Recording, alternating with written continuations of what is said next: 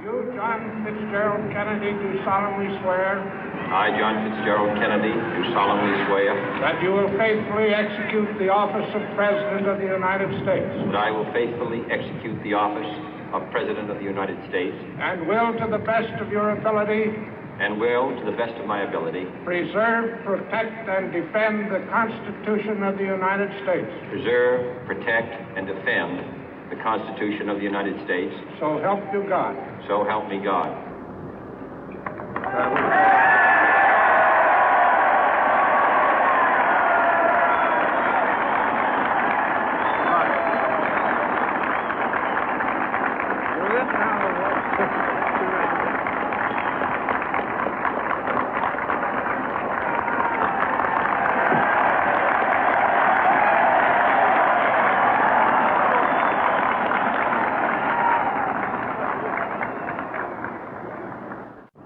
Vice President Johnson, Mr. Speaker, Mr. Chief Justice, President Eisenhower, Vice President Nixon, President Truman, Reverend clergy, fellow citizens. We observe today not a victory of party, but a celebration of freedom, symbolizing an end as well as a beginning, signifying renewal as well as change.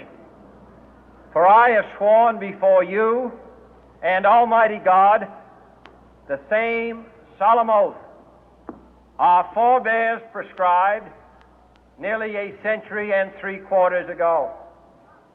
The world is very different now, for man holds in his mortal hands the power to abolish all forms of human poverty and all forms of human life. And yet the same revolutionary beliefs for which our forebears fought are still at issue around the globe. The belief that the rights of man come not from the generosity of the state, but from the hand of God. We dare not forget today that we are the heirs of that first revolution. Let the word go forth from this time and place to friend and foe alike that the torch has been passed to a new generation of Americans born in this century, tempered by war, disciplined by a hard and bitter peace, proud of our ancient heritage, and unwilling to witness or permit the slow undoing of those human rights to which this nation has always been committed and to which we are committed today at home and around the world.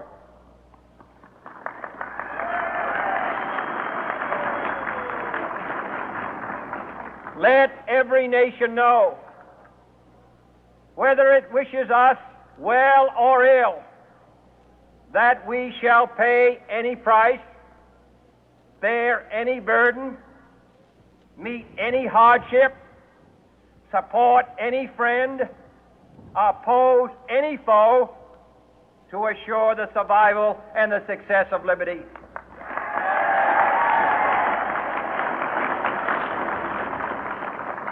This much we pledge and more. To those old allies whose cultural and spiritual origins we share, we pledge the loyalty of faithful friends.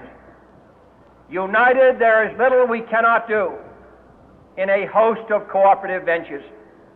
Divided, there is little we can do, for we dare not meet a powerful challenge at odds and split asunder. To those new states whom we welcome to the ranks of the free, we pledge our word that one form of colonial control shall not have passed away, merely to be replaced by a far more iron tyranny.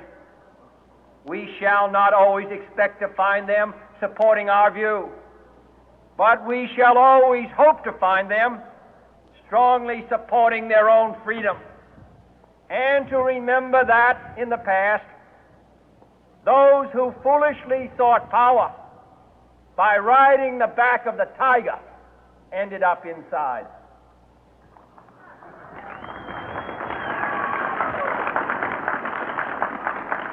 To those people in the huts and villages of half the globe struggling to break the bonds of mass misery, we pledge our best efforts to help them help themselves for whatever period is required, not because the communists may be doing it, not because we seek their votes, but because it is right. If a free society cannot help the many who are poor, it cannot save the few who are rich.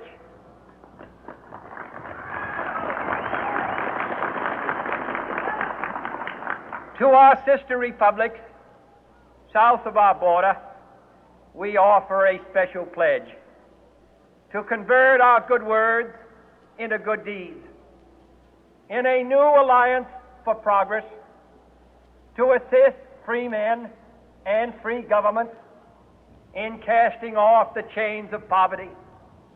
But this peaceful revolution of hope cannot become the prey of hostile powers. Let all our neighbors know that we shall join with them to oppose aggression or subversion anywhere in the Americas. And let every other power know that this hemisphere intends to remain the master of its own house.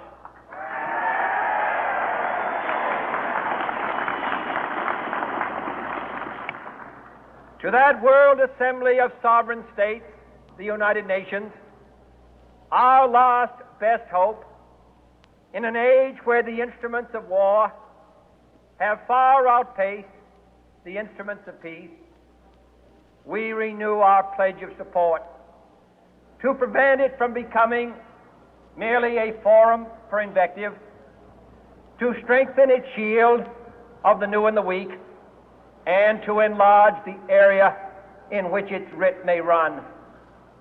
Finally, to those nations who would make themselves our adversary, we offer not a pledge, but a request that both sides begin anew the quest for peace. Before the dark powers of destruction, unleashed by science, engulf all humanity in planned or accidental self-destruction, we dare not tempt them with weakness, for only when our arms are sufficient beyond doubt can we be certain beyond doubt that they will never be employed. But neither can two great and powerful groups of nations take comfort from our present course, both sides overburdened by the cost of modern weapons, both rightly alarmed by the steady spread of the deadly atom, yet both racing to alter that uncertain balance of terror that stays the hand of mankind's final war.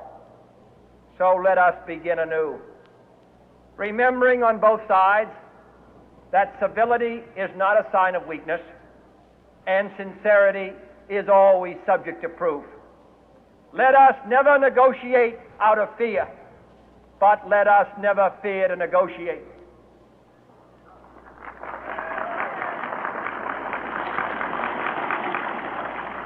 Let both sides explore what problems unite us, instead of belaboring those problems which divide us.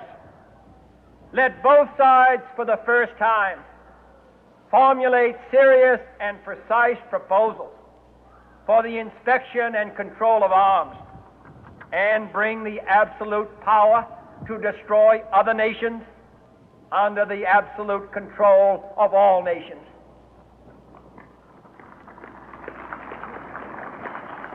Let both sides seek to invoke the wonders of science instead of its terrors. Together, let us explore the stars, conquer the deserts, eradicate disease, tap the ocean depth, and encourage the arts and commerce. Let both sides unite to heed in all corners of the earth the command of Isaiah to undo the heavy burden and let the oppressed go free. And if a beachhead of cooperation may push back the jungle of suspicion, let both sides join in creating a new endeavor, not a new balance of power, but a new world of law, where the strong are just and the weak secure and the peace preserved. All this will not be finished in the first 100 days, nor will it be finished in the first 1,000 days, nor in the life of this administration, nor even perhaps in our lifetime on this planet. But let us begin.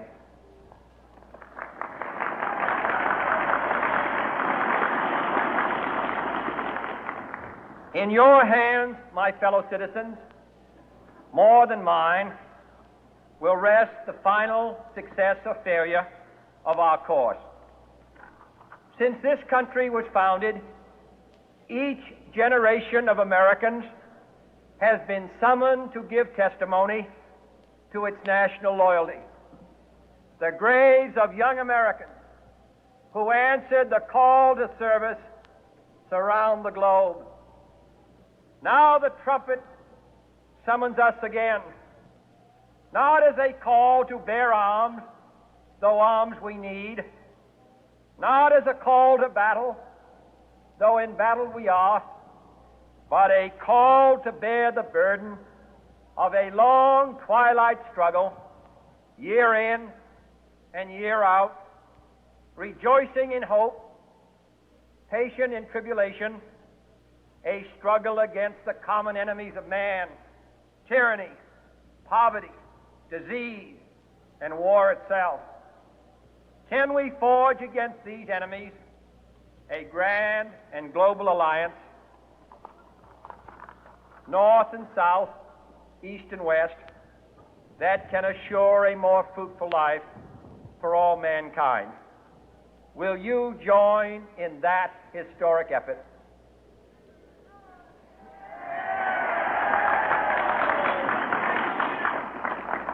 In the long history of the world, only a few generations have been granted the role of defending freedom in its hour of maximum danger.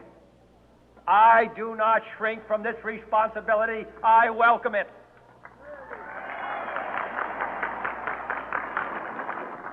I do not believe that any of us would exchange places with any other people or any other generation.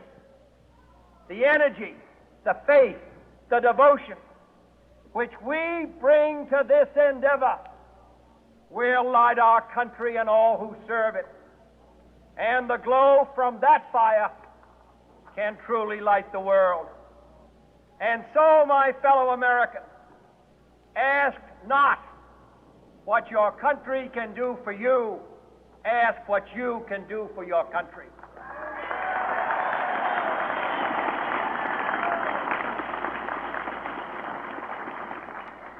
My fellow citizens of the world, ask not what America will do for you, but what together we can do for the freedom of man.